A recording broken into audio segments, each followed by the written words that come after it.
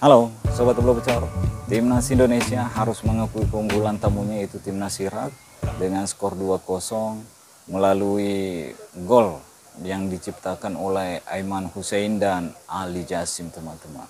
Sebenarnya kalau kita melihat pertandingan ini, Timnas Indonesia di babak pertama cukup mendominasi jalannya pertandingan, tapi lagi-lagi kita tidak mampu memanfaatkan peluang yang kita miliki untuk menjadi gol, teman-teman. Itu menurut saya yang membedakan kita dengan timnas Irak di pertandingan kali ini. Kalau secara permainan ya kita tidak buruk dibanding timnas Irak, justru kita bermain lebih bagus dibanding timnas Irak kalau menurut saya, teman-teman. Tapi lagi-lagi ya kita kurang beruntung, dan tentunya kekalahan ini membuat timnas Indonesia untuk sementara masih berada di posisi kedua, yaitu mengoleksi 7 poin, dan masih ada kesempatan, teman-teman, satu pertandingan lagi melawan timnas Filipina, dan itu wajib dimenangkan oleh timnas Indonesia jika ingin melangkah ke putaran ketiga kualifikasi Piala Dunia. Dan tentunya timnas Indonesia juga menunggu hasil pertandingan antara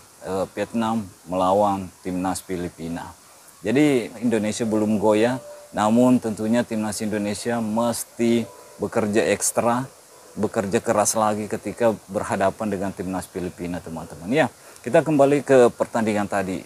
Kalau kita melihat starting line up yang diturunkan oleh Coach Shin di pertandingan ini melawan timnas Irak, terkhusus di babak pertama, ya tidak jauh beda seperti apa yang saya sudah prediksi di video sebelumnya, teman-teman. Di lini belakang, di 3 center back yang bermain adalah Rizky Ridho, Jordi Amat, dan Justin Hubner. Sementara di wingback kanan diisi oleh Sandy Walsh, di wingback kiri diisi oleh Sain Petinama. Di gelandang tengah yang sebelumnya saya prediksi akan diisi oleh Tom Hai dan Ipar Jenner, ternyata di pertandingan ini diisi oleh Tom Hai dan Nathan Chow Aun. Sementara di posisi lini depan diisi oleh Ratnat Oratmangun, Rafael Struik, dan Marcelino Ferdinand. Tapi ya melihat pertandingan, melihat pemain-pemain yang diturunkan yang menjalankan tugasnya dengan baik, lagi-lagi keberuntungan yang belum memihak kepada kita sehingga kita tidak mampu menciptakan gol di babak pertama ketika kita menguasai jalannya pertandingan, teman-teman. Jadi kalau kita melihat statistik di babak pertama, timnas Indonesia ya cukup banyak mendapatkan peluang, teman-teman. Dari total tembakan yang didapatkan oleh timnas Indonesia, ada 5 total tembakan dan 1 mengarah ke gawang. Sementara timnas Irak hanya mampu mencetakkan 2 total tembakan dan 0 mengarah ke gawang. Ya, itulah yang membedakan kita. Di babak pertama kita banyak mendapatkan peluang, tapi lagi-lagi kita tidak bisa memanfaatkan peluang yang kita dapatkan untuk menjadi gol.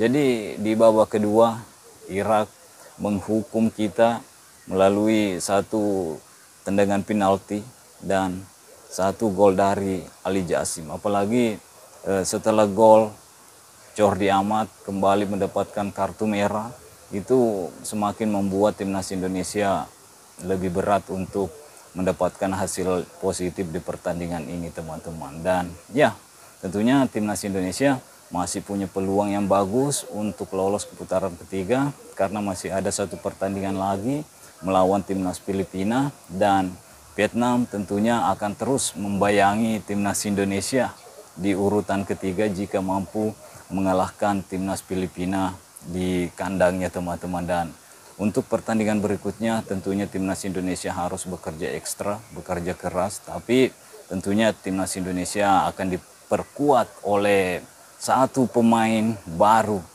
yang baru saja menjadi warga negara Indonesia, teman-teman, yaitu Kelvin Verdon. Begitupun dengan J.I. Just yang kita lihat di bench tadi tidak dimainkan oleh Coach Shin karena seperti yang sudah saya bilang di video sebelumnya bahwa J.I. Just baru saja melakoni pertandingan penting juga bersama klubnya yaitu Venezia untuk promosi ke Serie A, dan klubnya berhasil promosi ke Serie A, dan tentunya kalau tidak ada aral yang melintang, J.I. Just akan bermain di Serie A musim depan, teman-teman. Mungkin pemain Indonesia pertama yang akan bermain di Serie A, yaitu JI Just, dan kita doakan yang terbaik untuk JI Just bersama klubnya yaitu Venezia. Nah, melihat pertandingan ini saya yakin dan percaya para supporter tidak kecewa untuk datang mendukung timnas Indonesia ke stadion, karena timnas Indonesia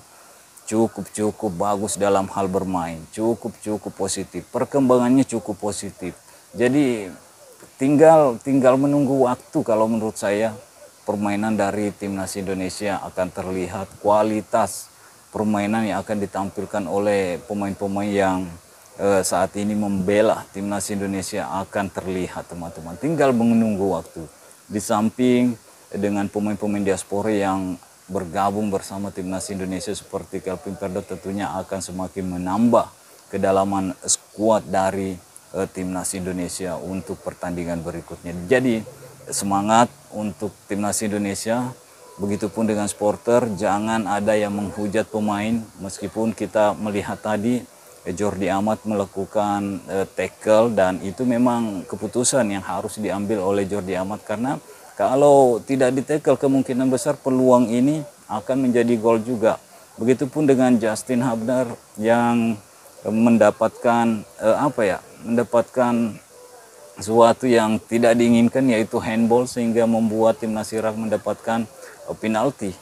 Jadi ini tidak mengecewakan dalam hal permainan yang dilakukan oleh timnas Indonesia. Cuman kita kecewa dengan hasil yang diraih oleh timnas Indonesia di pertandingan ini. Tapi apapun itu, timnas Indonesia udah bagus, dan kita doakan di pertandingan selanjutnya melawan timnas Filipina, timnas Indonesia mampu bangkit dan meraih kemenangan dan lolos ke putaran ketiga, teman-teman. Jadi dukung terus, berikan dukungan yang positif, jangan ada yang menghujat pemain-pemain di pertandingan ini, karena menurut saya semua pemain-pemain yang dimainkan oleh Coach Shin, baik dari pergantian di babak kedua, masuknya Pratama Arhan, masuknya Asnawi Mangku Alam, Yakob Sayuri, begitupun dengan Egy Maulana Fikriya, menjalankan tugasnya dengan baik. Karena meskipun kita bermain dengan 10 pemain melawan timnas Irak, Irak juga tidak begitu mendominasi juga, teman-teman. Kita juga bahkan mendapatkan peluang-peluang juga, seperti yang didapat peluang dari Orat Mangun, tipis sekali untuk tidak menjadi gol. Andaikan itu gol dan Hernando Ari tidak membuat kesalahan, kemungkinan kita akan mendapatkan hasil seri di pertandingan ini. Tapi ya, hasil akhir berbicara lain. Timnas Irak berhasil memenangkan pertandingan dengan skor 2-0, dan tentunya Irak semakin nyaman di puncak klasmen, dan timnas Indonesia masih harus berjuang ketika menghadapi timnas Filipina jika ingin lolos ke putaran ketiga, teman-teman. Oke, seberapa optimis kalian timnas Indonesia akan lolos di putaran ketiga nanti melawan timnas Filipina? Saya yakin dan percaya timnas Indonesia akan mampu mengatasi timnas Filipina nanti. Ini akan mendapatkan kemenangan yang mungkin kemenangan besar kalau menurut saya, teman-teman. Makanya di prediksi saya sebelumnya, saya tidak berani untuk memprediksi skor, karena memang secara permainan atau secara hitungan kertas, teman-teman, Irak jauh di atas kita. Peringkat 58 melawan peringkat 134 itu sangat jauh, teman-teman. Tapi ya, inilah sepak bola. Jadi mudah-mudahan timnas Indonesia mampu berbicara lebih panjang lagi di kualifikasi Piala Dunia ini, teman-teman. Oke, sampai di sini dulu. Stay healthy, no baper-baper. Bye-bye.